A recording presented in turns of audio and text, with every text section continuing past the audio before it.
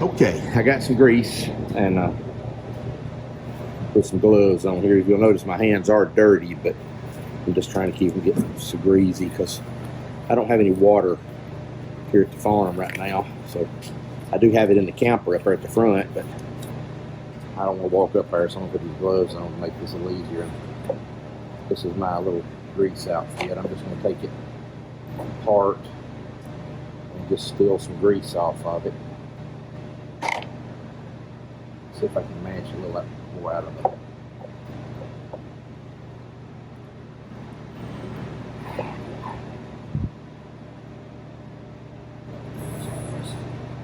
It's so hot out here. The grease is coming right out with no problem.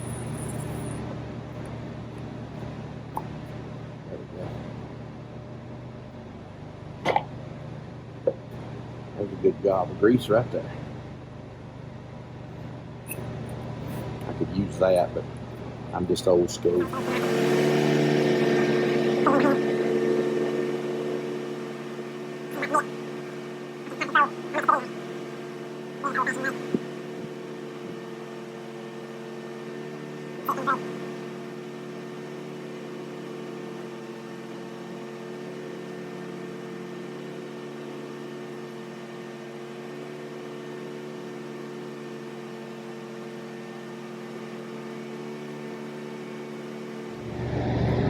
You see where all that grease would have been if I didn't have my glove on.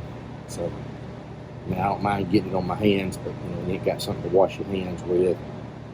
I just put the glove on. So. And I've learned being, I teach auto mechanics at a school, at a high school, and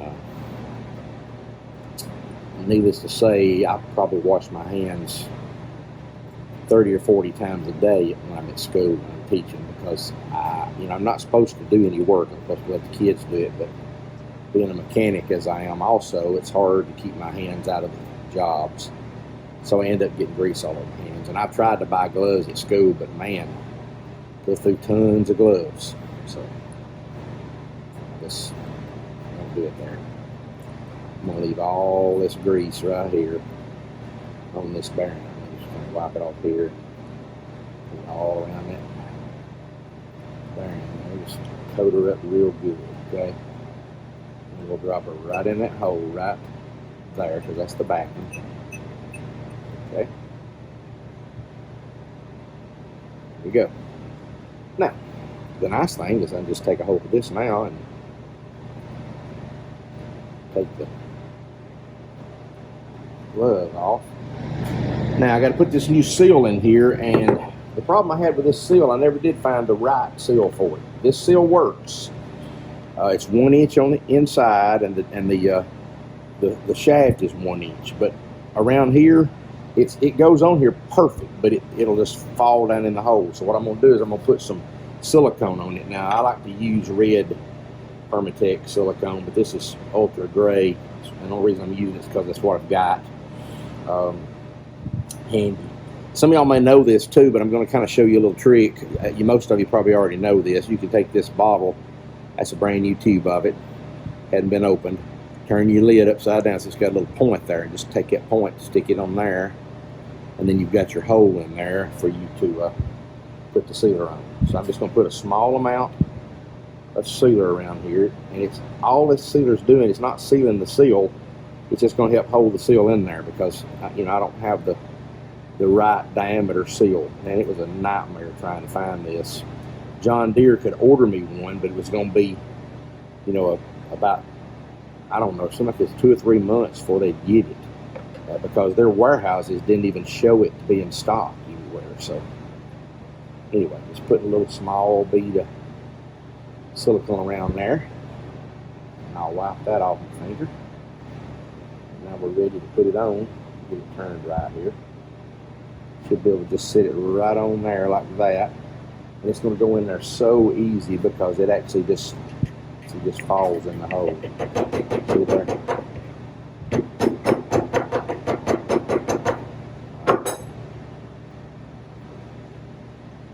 we go.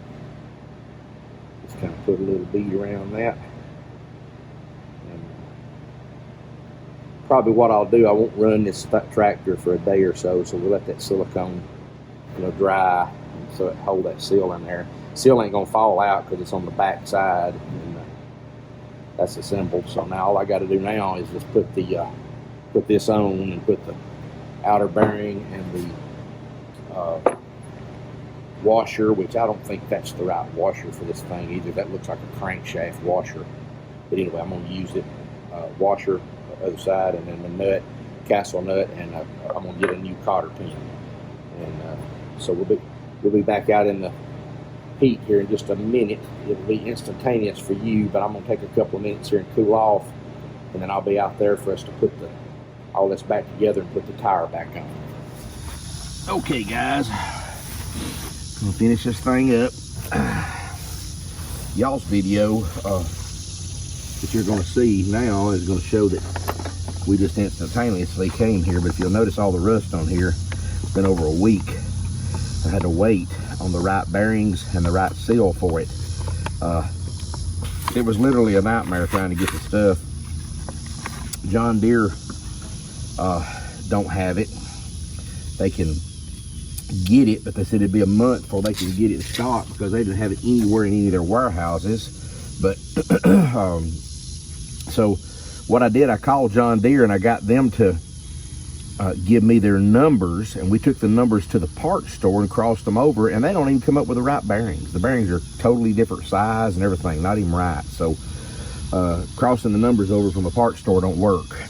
So what I did, we just took the old ones out, the old bearings out, and got the numbers off of them, crossed them that way, and got the right bearings. The seal, like I say, didn't fit. If you notice in the previous segment there where I had to put a silicone on the seal to make the seal stay in there, but it's going to work on this. And so what I'm going to do, this is something I've thought about, and I think I'm going to do it. I've got the repair manual for this 24T,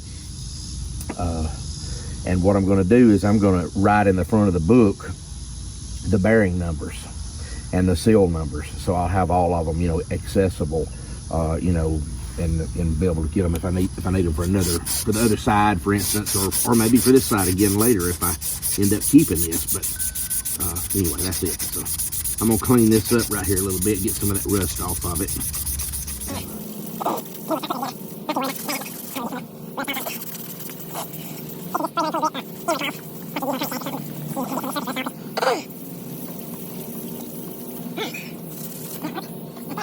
Try the nut on here before I get started, make sure the nut's going to screw on, because it's in pretty bad shape.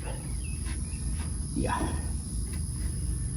it's going to go. A little snug right there, but I don't think it'll be a problem. It'll go on there. And stupid me, I got gloves laying up there on my thing and I didn't use them, so I guess I'll just not use them. I'll go ahead and do this without gloves. Okay, here we go. Pretty simple. Like I said in the last segment, we had the bearing and the seal already greased, ready to go. So all I got to do is slide this on here. Looks like it would go this way, kind of weird, but it goes this way because the wheel has to sit in that little opening right there and then bolt up. So we're going to slide this on, seal in bearing. Now I can get it to go.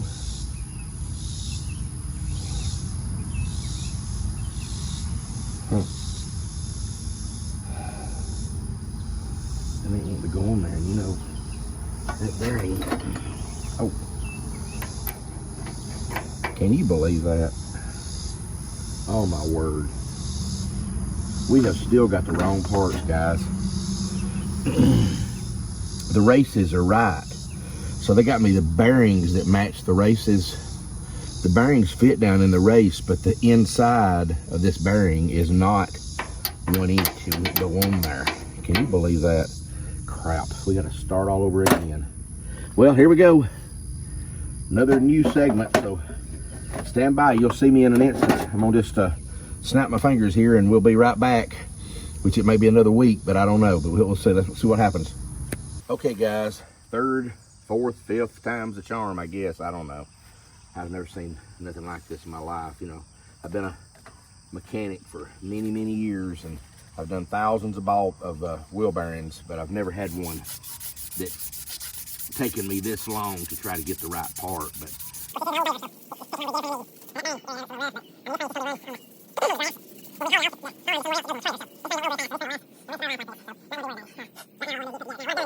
I went ahead and packed this bearing and put the seal back in place. If you remember, I told you the seal didn't fit just right, but it'll be okay. All right, we're gonna put this back up on here, and I think it'll fit now. So there we go. There's our bearing. It fit perfect when it pulled out. So I gotta pack this other wheel bearing. I'll tell you something, working in a field is a whole lot different than working in a mechanic shop.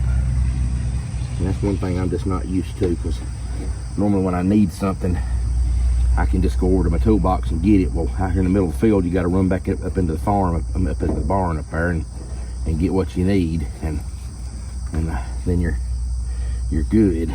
But this is not fun.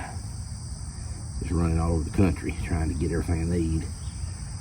I've had to shut the camera off 2 or 3 times. You know, y'all actually are not seeing, but ain't no big deal. It's just, all right, I've already greased this, so now got grease all in that bearing. I'm just kind of mashing some more up into the bearing itself. Make sure we got plenty. And then there should be the big washer right there. It slips on there. I'll kind of leave this so you can see what I'm doing. And then we tighten the nut.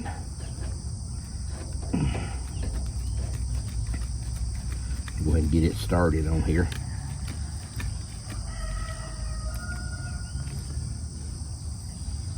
Let me wipe some of the grease off my hands here, or off my gloves. And yes, I'm wearing gloves because I had to pack those bearings, and I just didn't want to get the grease all off my hands. You know, if I can help it, and I can just pull these gloves off and I'll have clean hands again. So, all right. Now we're gonna tighten this. And you know, you'll get 1,000 different ways to tighten a bearing, but I'm going to just show you the way I do it, which ain't no big deal. So, here we go.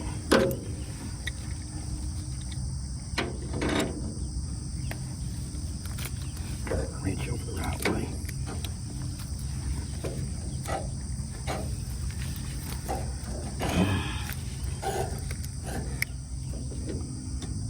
Get all slack out of it. Now,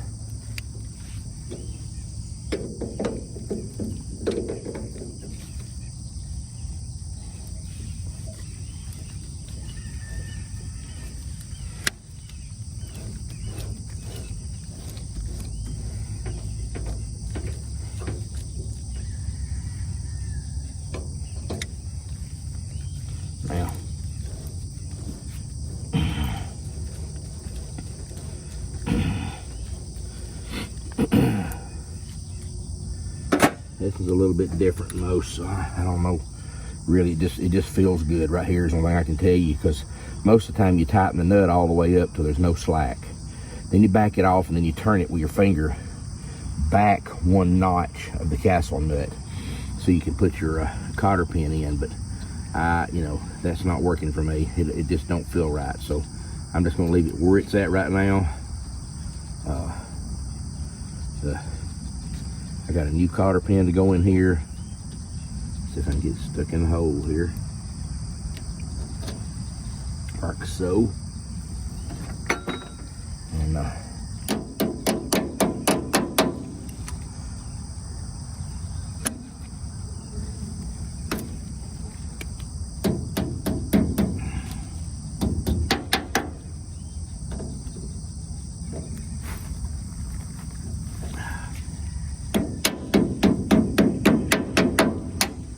getting those cotter pins out of the way. And we got our dust cap. Put the dust cap back on, and hopefully we won't have any problems with loss of grease, which should be fine. All right, now there's no slack. Hub turns real good. So now we reassemble and we're done.